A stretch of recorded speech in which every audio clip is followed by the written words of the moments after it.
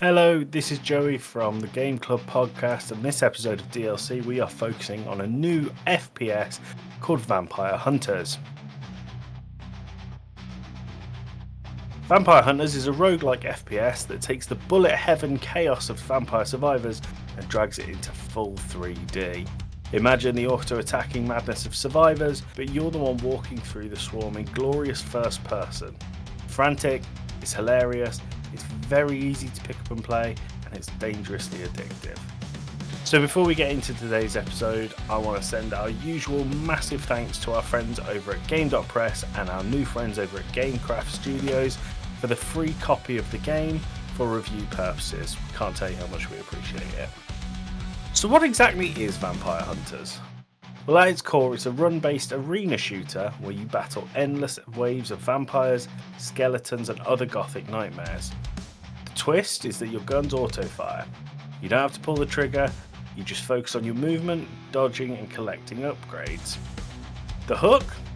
Well, your guns can literally stack on top of each other, up to 14 guns at one time. Picking up a new weapon fuses it with the old and creates these absurd mega guns, barrels, scopes, sawn-off shotguns sprouting out at every angle, and then you have melee weapons on top of that. By the end of a run, you're wielding a Frankenstein-style firearm that looks like it was built in a fever dream. Fans of Vampire Survivors will feel right at home with Vampire Hunters. The loop is nearly identical. You start weak, you grab upgrades, and you slowly become an unstoppable engine of destruction. Instead of choosing the passive evolutions on a 2D map, you're sprinting through cathedrals and crypts in first person, scooping up the power-ups to beef up your ever-growing gun monstrosity. The auto-attacking design means the game keeps that Survivors-style flow state. You're not having to worry about aiming or firing, it's purely focused on survival and pathing. It's a really clever way to merge FPS immersion with the simplicity that made Vampire Survivors dangerously addictive.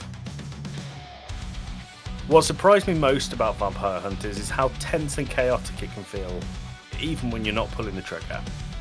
The arenas fill very quickly with swarms of enemies in every direction, forcing you to constantly strafe, kite and grab XP drops before the next wave hits.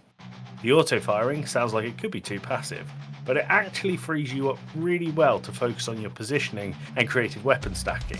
When your gun is firing rockets, shotguns, laser beams all at once, the spectacle is just ridiculous in the best way. And this is where Vampire Hunters absolutely nails the pick up and play factor. Runs can last 5 minutes or half an hour depending on your luck and your skill. There's no complicated progression to remember, no heavy story beats, it's just pure, distilled action on the screen. As the runs are so short, you can pick it up just after you finish work and finish your run before dinner. Or like me, you can tell yourself you'll play just one more run and then suddenly realise it's 2 AM. It has enough chaos and upgrade variety to keep you coming back for marathon sessions though. Visually, the game has a retro futuristic gothic vibe.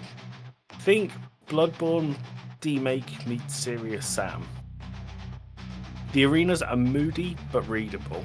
The gun stacking animations are really funny to watch as your weapon grows into a towering mass of barrels, and the soundtrack is perfect for keeping the adrenaline going with pounding beats and eerie undertones.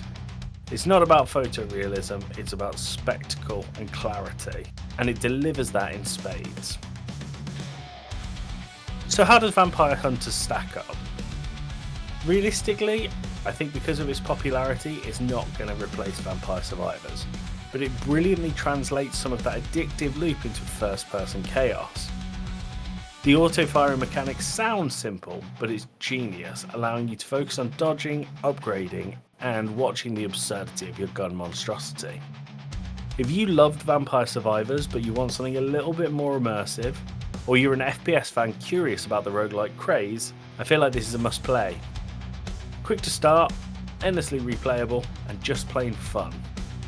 Vampire Hunters is the perfect game to sink your teeth into, whether you got 5 minutes or an entire evening. At time of recording on Steam, Vampire Hunters is £12.79, so about $15, and for that price you'll get loads of bang for your buck here. The game's available on Steam, PlayStation, Xbox, Switch and more, so there's no excuse to not check this one out when it hits the sale. Anyway, once again, thank you to our friends over at Gamecraft Studios and Game.Press. I've been Joey, and I hope you enjoy the rest of your day. Thanks for stopping by.